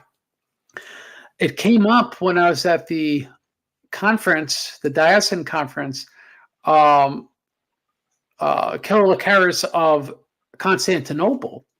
Father John Whiteford and I are like, well, what's his position? Our synod hasn't accepted him as a saint. And someone brought up, oh, well, Jordanville's calendar lists him among the saints. And the issue is like, oh, well, they must have just taken it, put him on the calendar because Constantinople, or rather Alexandria, added him to their calendar. And I bring this up because the bishop's like, well, I never agreed to this. So it shows that you could have calendars that are printed with these saints' days, but the synods, it's not official until the synod accepts that the canonization. And I only say this because people watch YouTube channels and we try to be informative about this stuff. A good example is I don't know what calendar you use every day, Caleb. The most family-friendly one I use in my family is Holy Trinity Baltimore, Moscow Patriarchate calendar. It's a website, has saint lives on it, scripture readings. It's very useful. It's good for a 5-year-old that doesn't have the endurance to sit through an entire reading the prologue Oak Read for today. And so that being said, on Most Holy Trinity's calendar, it includes Brother Jose, who's considered a saint. It does. Yeah, it's the martyrdom of Brother Jose. I think it's on. Yeah, I think it's either on Halloween just or a the few day days before. ago. Yeah, it's but the point is, it's on that calendar, And yet, even in Jordanville, he's not on their calendar yet. They'll locally consider him a saint. They have a commemoration service essentially on the day of his death and all that. So he will ultimately be canonized. In fact, I think we just had a bishop write an article about that on orthochristian.com. So he will have his canonization ultimately, unless the Lord comes first. But right, so this is an example where like a calendar is maybe not wrong, but it's not quite official yet. So that's worth bringing up because there could be some confusion. I don't know if there's any other comments you want to make, Caleb. Yeah, when it comes to, I mean, people call other people saints all the time. I mean, I try to Dositheus of say Jerusalem. I try to say blessed if they're not canonized, or I try to say saint when they are canonized. Of course, there'll be times where I cross those words, but it's just making sure that if we're going to call someone a saint, it's because they're canonized on the level of a patriarchate at the very least. This is the first time I'm hearing that Alexis Komiakov was ever called a saint by anyone. I remember I was reading the comment and I was thinking, hey, wait, he's not a saint. Where did you hear that? But if he's on such and such a calendar, then to each their own. But what his original comment, calling them Romanists, I called them papists the whole time in this video. I don't know if he noticed or if anyone else noticed. And that's what I think is most ideal, because the center of their religion is the Pope. I wouldn't even call them really Roman. I say that the Orthodox are the real Roman Church, That's it. But the city of Rome's still Rome. I suppose it's still technically called Rome. But speaking of Rome, I was reading through this Dodecabiblius, and one of the things that Blessed Dositheus says about Rome is that in the Council of Trent in Act 5, it confesses and teaches about original sin in accordance with the testimonies of the Holy Scriptures, Holy Fathers, and the universally received councils. So it's him explicitly saying that Trent Act 5 about original sin is correct, and their teaching about original sin is the same as our teaching. Now, we got this question, which I think is a good one. To make time for all the questions, we'll try to give 40 word or less answers. Has the 7 sacraments as stated in the confession been brought up, i.e. contrasting a hard numbering of sacraments with a broader view? Well, it wasn't brought up in the stream, but when it comes to the history of the numbering of the sacraments, it seems to fluctuate. As you said, it was kind of broad, but it wasn't until after the 1700s or the 1700s and then after that a hard number was consistently given, which was 7. And then you have many, many saints, and it's not just, it's not just Blessed Dositheus, and it's not just St. Peter Mogila, but it's also many Russians, St. Alexis Toth, St. Raphael of Brooklyn, St. Herman of Alaska, who all say 7 sacraments. Yeah, to me, I don't understand this tempest in a teapot. It's we're aware 7 doesn't restrict it to 7, just like more restricted biblical canons don't necessarily exclude the more expansive biblical canons. So I don't know. I don't see the debate here. I don't think if a council teaches 7 that it necessarily excludes that monasticism has sacramental in nature or things like that are otherwise left out. And the thing about that is, when we talk about like monastic tonsure, which some have called a sacrament, in the service of monastic tonsure, it calls itself a second baptism.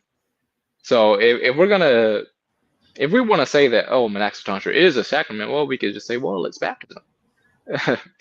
And we can include it under that sort of as an umbrella.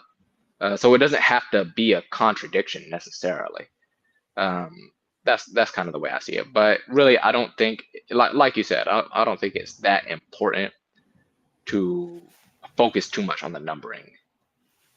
So Shining Diamond says, will we ever see the full Dodecabiblius, which I'm guessing what Diabolojos is supposed to be, translated and published? I don't know, unless someone gets all the Russian to it and then machine translates it. I don't know how we're going to get all that. I think we're a little while yet from having it, unless Uncut Mountain Press does something. I don't know if you know anything on that. Caleb. Well, I don't know exactly. I know that Uncut Mountain Press has publicly released that they are trying to include Blessed Dositheus's translation of the Acts or introduction to the Acts of the 879 Council, translated and published. And footnotes. Yes, and Because footnotes. he's got footnotes, yep. But besides that, I don't know about anything else. They might have some stuff in secret that they're just not publicizing yet. I am working on book 12 of the Dodecabiblius. Oh, that's good. And so it's going to take a while, but I don't have like the other I have the Greek, but Greek does not translate to English very well at all, especially it's an older Greek. I need a professional translator. Yeah. But it's coming along slowly but surely. And I think this is a very, very, very important set of books. Publication. Well, I really look forward to that. Basil asks, what does Dositheus mean when he says the scripture should not be read in the vulgar tongue? So he's not particularly focusing on the vulgar tongue. He's focusing particularly on who should read the scriptures at any given time. He explains later in that same question and answer that only those who have been enlightened should read the scriptures on their own time. And of course, the use of vulgar tongue or common language is more about accessibility. He's saying that stupid people probably shouldn't be reading the Bible all by themselves because they're not going to know what's being taught there. But they should hear it rather in church. They should be taught it first. And then once they've reached a certain level, then they could read it on their own time. And we see this we see this becoming a problem. We see that this has become a problem now in the fallout of the Protestant Reformation. It wasn't that they were reading the Bible. Reading the Bible is a good thing. Orthodox Christians should read the Bible. But they were reading the Bible and they had no clue what they were talking about. So they came to wrong conclusions. They didn't have the Spirit. Now we have this from Shiny Diamond. Can we get your opinions on how we should approach Halloween and the secular customs of American Christmas? I'll give an opinion with no spiritual whatever. I don't like Halloween, really. My spiritual father said pretty much if your child absolutely demands on Halloween, you have to extract major concessions from your child. So meaning like, all right, if you're absolutely perfect, I will reward you by letting you go trick-or-treating is essentially the view. So it's I've heard clergy go both ways, way against, think it's no big deal at all. Maybe that's the middle road, meaning if you could extract major concessions, that you could make it worthwhile. There's also things you could do. You could give out gospel tracts when people are knocking on your door for trick-or-treating. They're literally coming to you and taking what you will hand them. So you could hand them with the candy, something evangelism related. And also how you dress and whatnot, or if you're there, you're the adult with other children, you could be a positive influence. I don't know what that is. Not my job to tell you what that is. But as for me, I really don't celebrate Halloween. I have no interest in it. I think it's kind of bad. And if are absolutely forced to, like again, kids knock on the door, I'll give them candy. You know, I'm not looking to get my house bombed, as we used to call it. So I'll give them candy, but I'll also give them something about Christianity. So then either they'll stop knocking on my door, but I've actually noticed that people will take the tracts. Because they're getting a context where they're happy to take it, because people like Halloween, not because the candy, they don't even like it because of the ghost and all that stupid junk. People like it's a community event. If it were the Harvest Festival on November 4th, never knocked on doors and people handing you apples and whatnot, we'd probably just do it because it's fun and just knock on doors and get an apple or something. It's Satan taking something that could be good and twisting it. and adding darkness and negativity. It doesn't have to be like that. I don't see it changing in our lifetimes. So I'm not saying this to justify it, but I would say you try to be as positive influence as possible. As it comes to Christmas, as lame as it is, just make it about Jesus. Don't make it about Santa Claus. Don't teach your kids about Santa Claus. Do it according to the correct calendar. Try to make, if you worship on the old calendar, try to make the old calendar Christmas special. I personally try to carry over traditions from my ethnicity. So we do the Italian Christmas Eve because that's what Italians do. Christmas Eve is the most important day of the Italian year. And I want to keep that tradition alive. So I bring that with me because to me, that actually makes Christmas more important. But you should do what's good for your family. So I don't know, Kaleb, what your views of that stuff is. Well, I think the main thing is, are you being a Christian on those days? We have American Christmas, December 25th. Are you going to church on that day? And if you're not, is it because they don't have church on that day? Because your old calendar?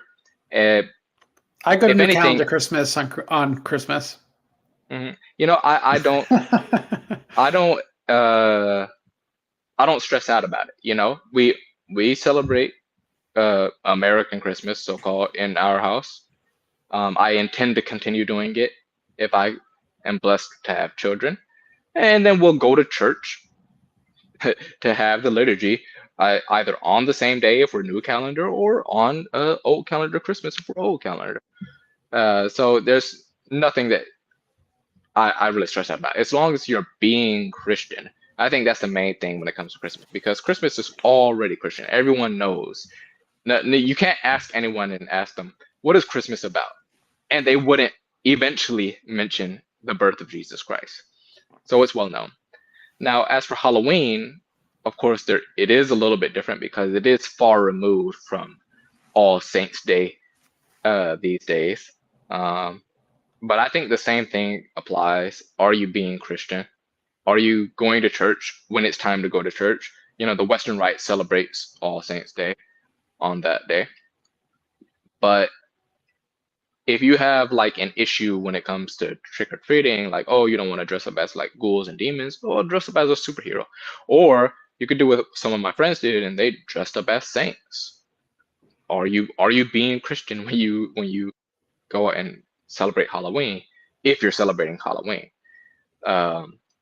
It like you said, it's a more of a community event. The big elephant in the room, which wouldn't be true 100 years ago, or 50 years ago, or 30 years ago, or 20 years ago, is I am starting to get a lot of skepticism.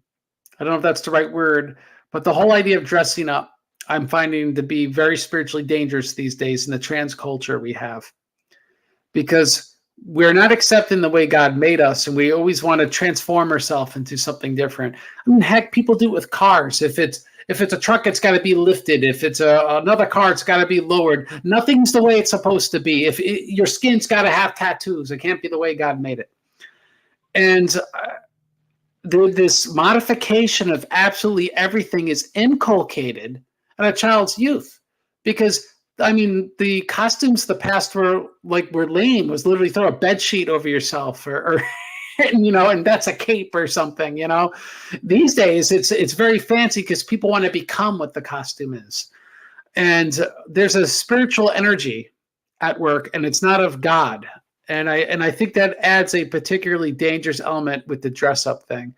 And this is why cosplay, which was not a thing when I was a young man, is something that has continued, where people are dressing up for Halloween at older and older ages, because again, it's that spiritual transformative energy that people are to reject the way God made them. My heart really feels strongly there. I have no proof of it, but that is my inkling. There's something very negative and dark about this. And that's probably why, like, costume parties, which always existed, generally nothing good happens at them. Like the movie Eyes Wide Shut, it's probably something to be avoided. So that being said, we have a very simple question. When was Dositheus canonized? He wasn't. I mean, well, who knows if he wasn't, because he might be canonized in the Church of Jerusalem, but we don't have the synodal decree. We know that some saints have considered him a saint before. He's included in at least one synaxarion. But as far as we understand, he wasn't canonized on a patriarch level. Which synaxaria accepts him? It was in Saint Nicodemus's synaxaria. I have a link somewhere on my computer. I can go find him. But well, post it to Twitter and copy me on it. That's very interesting, actually. It's kind of like Theophilus of Alexandria. It was just a canonization that got lost to history. You know what I mean? You know, he's included in the. He's obviously mentioned in the Acts of the Ecumenical Council, but he's also mentioned in the Synodicon of Orthodoxy. So I mean, and there's a lot of people who are mentioned in the Synodicon who aren't canonized. And if you've read enough also Roman documents, like councils of Rome throughout the 500s and stuff, they speak of him as a saint, Theophilus Alexandria. So it's an interesting thing.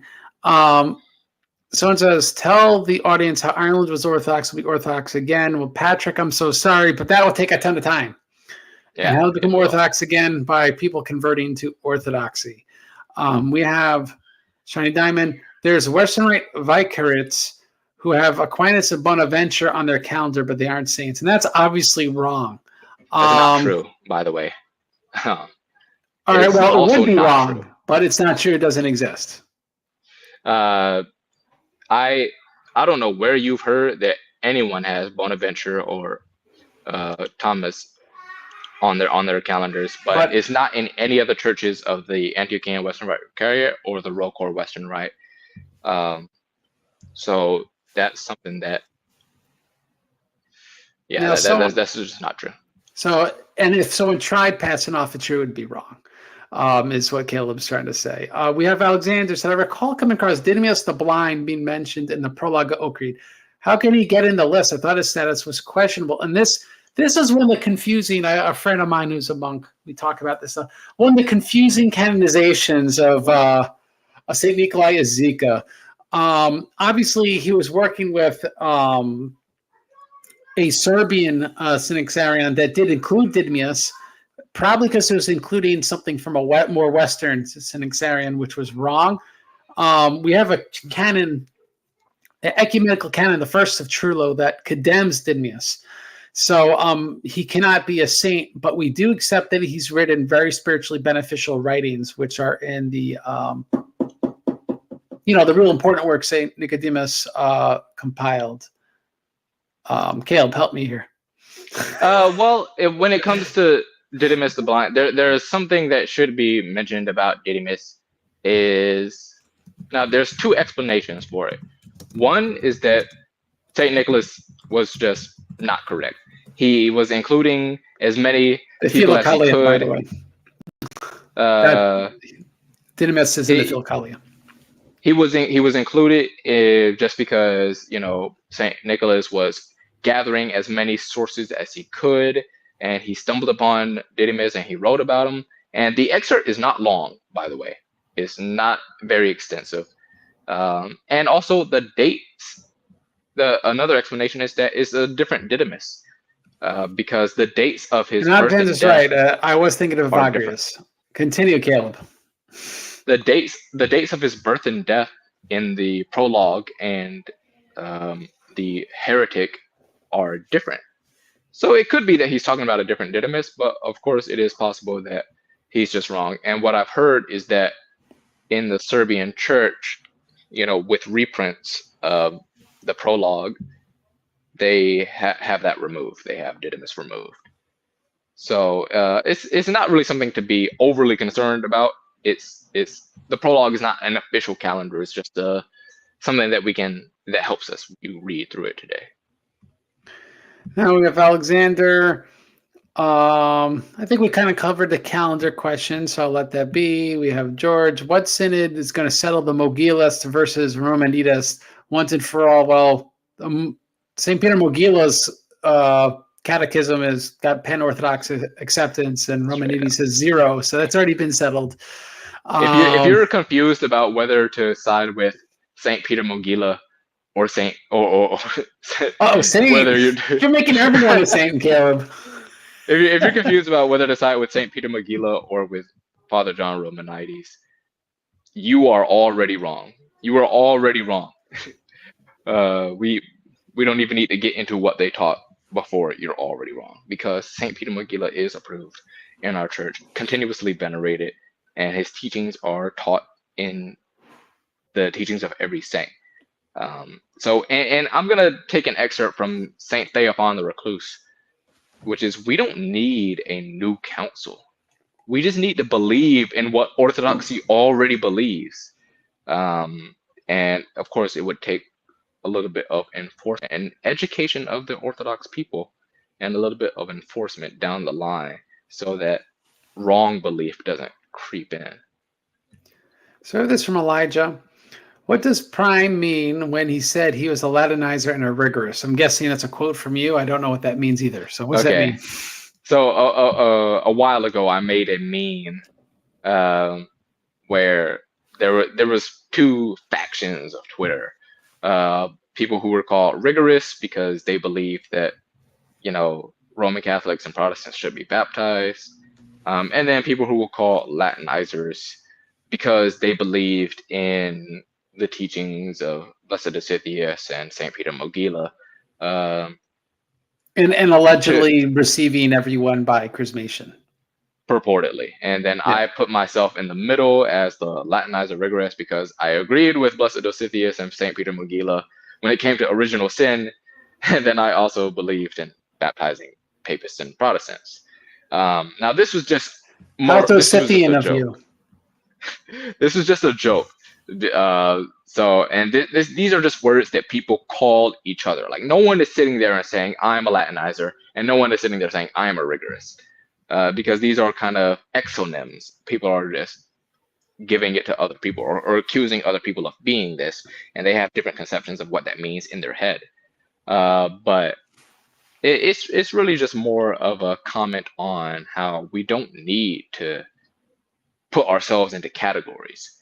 We don't need to say, I'm all this or I'm all that. We should hope to just be all Orthodox. As for me, I'm of Apollos. Yes. But it's I am of Paul. I am of Paul. That's I've been called a pietist, which is kind of interesting, because I kind of wish I was. I wish I was this real holy man. But I guess because I'm not a complete piece of scum, that makes me a pietist, apparently. And I believe in some level of decorum, that makes me a pietist, apparently. And because if you think people should be nice to other people, then you're a pietist. Because I don't believe in treating other people as scum, that must mean I'm a pietist. And because I wonder who that's applied to. And because I actually think we should take the scriptures and the saints seriously, and not call them all wrong, and not treat them as scum. That makes me a pietist, So usually the slurs are to avoid an actual substantive critique, is all I could say. And if you're repeating a non-substantive critique, this is a real pietist thing. I don't see how it's Christian, and I don't see how it's smart. So there you go. Pious and impious statement at the same time. Stupid. There you go. It's a stupid thing to do. Favorite Irish saint, Caleb? Favorite Irish saint? I haven't really thought about it, so I guess I would just say Saint Patrick. He's my patron saint, so it's my favorite Irish saint too. Cool guy. Why don't you go like Patrick Trulia? That's right. It's interesting when people ask me, who are you? And I'll say, they go, have we met or whatever, or what's your name? And I'll say, Patrick, or I introduce myself, it's Patrick, and they'll look at me disappointed.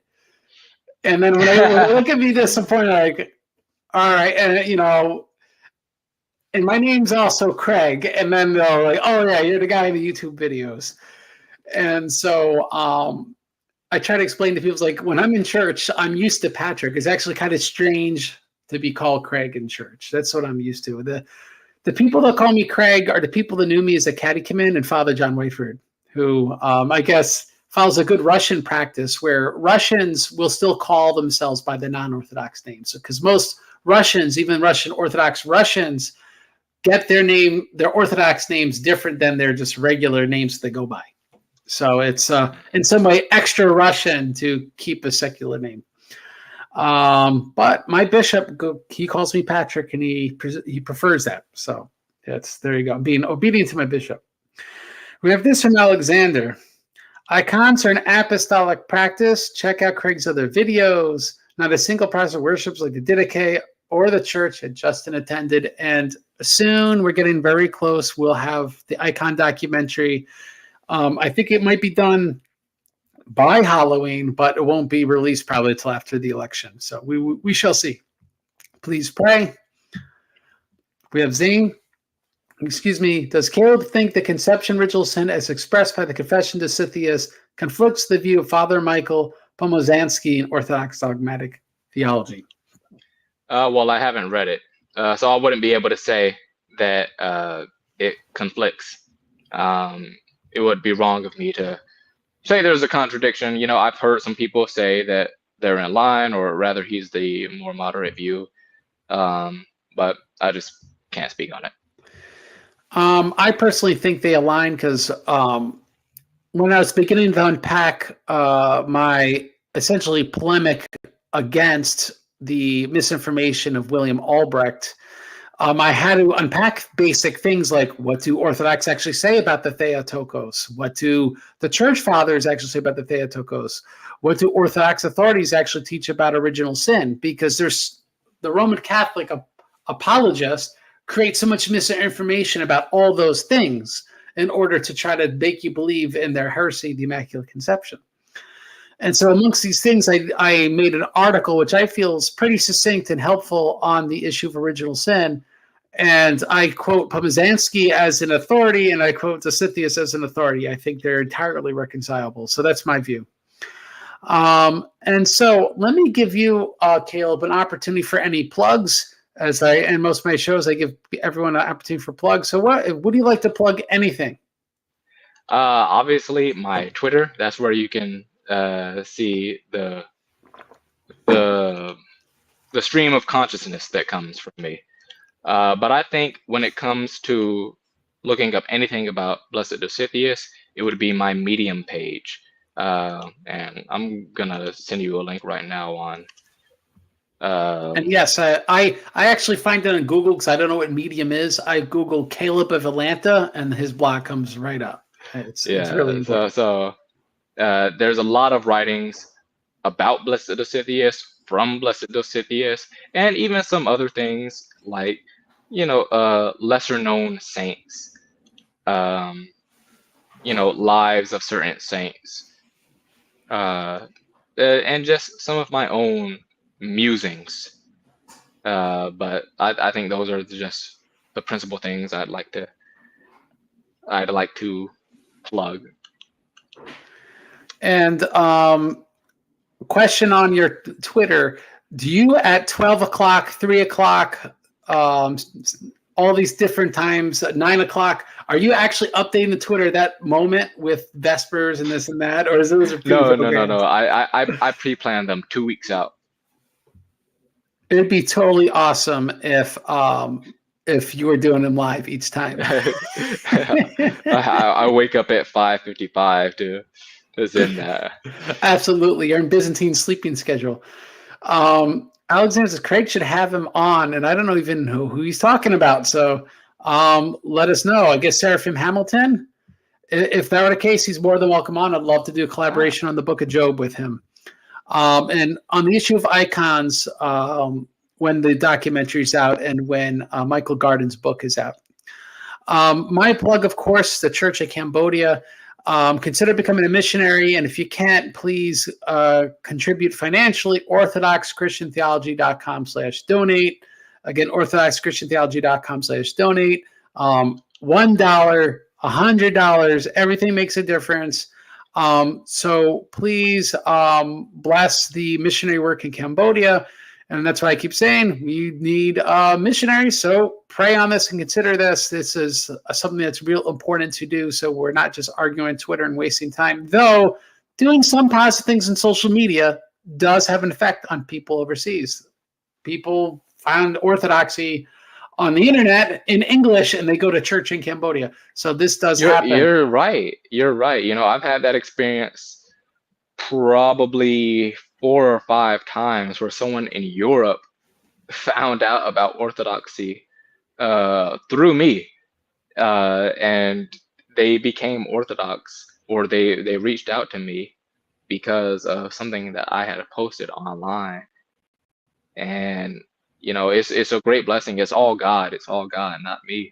But seeing this Like sort of what kind of things stuff. attract some women shouldn't wear jeans or something like that? Or that's one of your comments today. Well, you wouldn't believe it that it's mostly women who actually reached out, but it was in multiple situations. I remember there was one woman who they were Mormon, or I don't know if it was Mormon or Jehovah's Witnesses, but because Jehovah's Witnesses only publish stuff in English and not in other languages, they had to learn English in order to learn about that religion. And because they knew English, they were able to read about Orthodoxy, and they had reached out to me, and I was explaining to them, you know, what the difference is in our faith, why we believe that they're wrong, and they became Orthodox not long afterwards. So when you bought that Hellcat, was it the Dodge Challenger or what was that? What kind of job do you have to afford that car? You know, it's I'm just racking up debt on it. I'm just racking up debt on that. But if anyone wants to donate a Hellcat to me, you can reach out to me on Twitter. I will gladly accept a Hellcat. See, I wouldn't, and I'll tell you why. Because the insurance on something like that's crazy, and I wouldn't want that. I wouldn't want to pay insurance on a car like that, even if I had it for free. Had all-wheel drive, at least I could. Because they're rear-wheel drive, those Chryslers. You know, if we're all-wheel drive, like I could drive in the snow, I could kind of care less that it's a cool car. You know, I just want a practical car. Drive to Jordanville in the Hellcat. As long as it's all-wheel drive. So it's in the snow, it's doing okay, you know, that sort of thing. Though I bet those low-profile tires are horrible in icy conditions. Horrible. Doesn't matter what tread you put on it. Thomas Watt's amazed that Patriarch Prime is here in the flesh. Thank you, Thomas Watt. I love you too. Johannes says, Patriarch Carlo Caris, was he really converted to Calvinism? We have a video on this with Father John Whiteford on my channel, so check it out. Are we looking forward to Sonic 3? Well, that presumes I looked forward to Sonic 1 and 2. My answer is no. How about you, Caleb? I did watch Sonic 1, but it was kind of in the background, so I wasn't paying attention. But I do want to watch Sonic 2. And maybe Sonic 3 if it's good. We have Durango, Challenger, or Charger. Wait, there's Hellcats for all three? I'm confused. I thought it was just a Dodge Challenger. I don't even know. I'm not a car guy. My little brothers are car guys. I don't know anything about it. And we have this. Pol Pot and Khmer Rouge were like the Mao and Stalin on speed. Horrific. But I'd also say Pol Pot was probably dumber than Stalin now. But be that as it may. He lasted longer, though. And well, sort of like in exile in Thailand, I suppose, you know, with CIA support, because, you know. Well, then last question for you. You're in the military, but you're also politically aware. How do you reconcile those two things? Well, when it comes to the military, most of the time, what I'm directly involved in is to the direct benefit of the United States of America. When you have troops, state and stuff. When you're trying, or when you have troops going overseas, you know, to Israel's to man some anti-missile defense, or they're providing supplies to Lebanon or Ukraine, that is so far removed from me the amount of things I'd have to do to get close to maybe doing that is so absurd that I'm just not at threat of that happening. See, it makes you. It also makes you at home with the military because no one's more against U.S. foreign policy than just the standard soldier. They have such a skeptical view of what the army is doing, what the military is doing. Almost every soldier you talk to, unless you're like one of the top rangers or something. Actually, if you're a general, the generals might agree with it because they never have to see combat. But pretty much any soldier you talk to on the ground who hears about this stuff, they don't want to go to war. They don't want to be fighting Iran. they don't want to be airdropping into Russia. That is so far away from what they want to do. They might want to they want to defend America, of course, but that's not defending America. All right. Last question. Movie Civil War from March.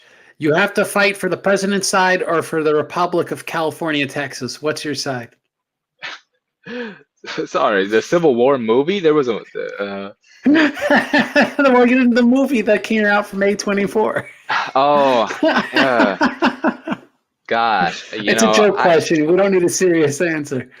It was. I mean, honestly, it seemed stupid just from the outset.